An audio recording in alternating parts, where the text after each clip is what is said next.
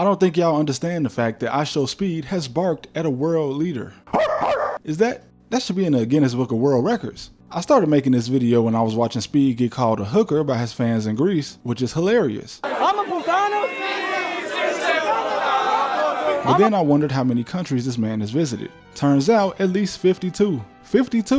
You know how hard it is to even name 52 different countries? And here we have a kid from Ohio, bro, that has become one of the most known faces in the world. He has barked at several people and animals in multiple countries. He's been in the WWE, signed a record deal, and was even declared an ambassador for the city of Lima in Peru by its mayor. This is a city bigger than New York population-wise, and the second largest city in the Americas. All of the Americas, North and South. That means that legally, for the second biggest city in the Americas, Speed is a diplomatic representative of Peru to foreign nations. Technically, he could kind of represent Peru at the United Nations. You can't tell me that's not inspirational. He was also made the honorary mayor for a time by the mayor of Panama City, the original Panama City, not the one in Florida. And what a lot of Americans, including myself, didn't understand until recently is that soccer, also known as football in most of the world, is partially responsible for it, obviously. The average kid in Ohio might not know what the most popular sport in the world is, but it's not any American sport. The World Cup averages more viewers than there are people in the United States. And Speed, being a random guy in Ohio that likes soccer, contributed to him being known all over the planet. You think some kid in Sofia, Bulgaria or Manchester, England cares about the Super Bowl? Of course not. The biggest conversation overseas about the NFL is probably them trying to understand why we call the wrong sport football. This is genius. I'm not sure if he genuinely was a fan of FIFA or the MLS when he was still just playing 2K and screaming at the camera, but obviously his obsession with Ronaldo expanded his brand greatly. And for a guy that was just 19 a few months ago, he is very advanced in handling the biggest crowds of people I've ever seen in my life. I mean, look at this. If this many people were just watching me eat, I'll probably start barking too. And this is also why I always try to motivate the people around me and even you guys watching, because this guy is shutting down cities from presidential palaces of countries that some Americans will never even get to see in person. Now, I knew he was young when he started out, but he actually started his YouTube channel in 2016, which is crazy because he would have only been 11 at the time. Bro, when I was 11, I was still under the impression that YouTube was just something that had videos on it uploaded by professionals. I didn't even understand the concept that I, as an amateur, could ever stand a chance posting videos on YouTube. In fact, I posted one video on YouTube my whole life before Trap University, and there was absolutely no strategy behind it at all. It was like 2013. I was at school and some girl was running around telling everyone that she was gonna fight some other girl in an empty classroom at like 5th period lunch or something. So when the time came, I ditched class and ran up to record the fight like everybody else, but since I posted it as a fight with the name of my school in it, either Chicago Public Schools or YouTube itself had the video removed. But this was just me doing anything. I didn't have any strategy to become a content creator. My brain was just like, oh, a fight, look at this, I could put it on the internet. And it got 3,000 views in like an hour before it got taken down. And I was like, wow, 3,000 views. Then proceeded to never even think about uploading the video again until 2023. The biggest illusion that I saw is the one that stopped me from thinking that any of this was possible. Some people just see it differently and for what it is at a young age,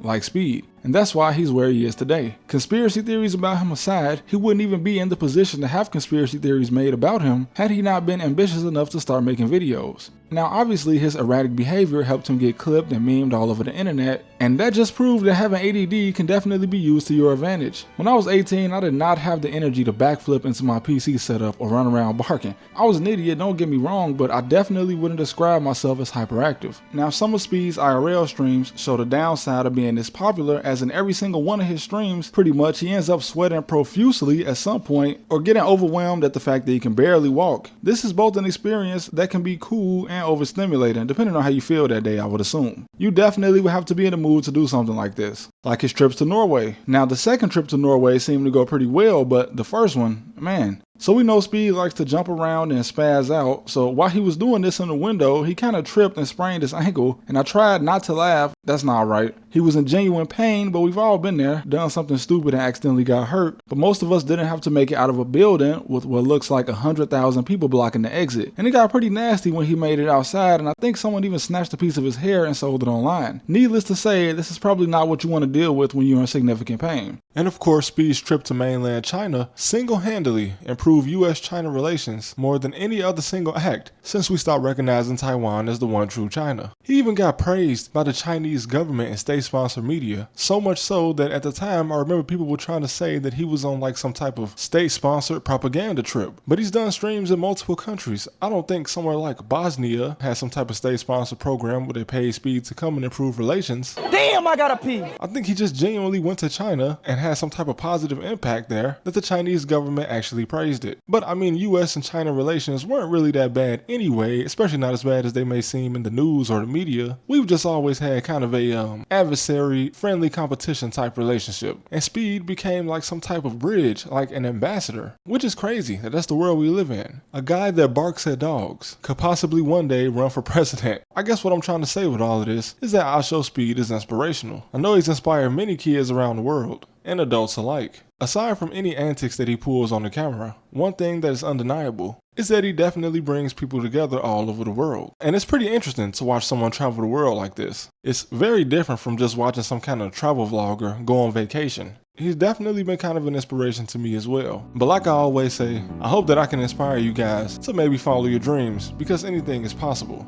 And if an idiot like me can do it, then you can too. But thanks for watching as always. I know this video is a little different than what I usually do, but I feel like it had to be said. But I'll see you guys next time.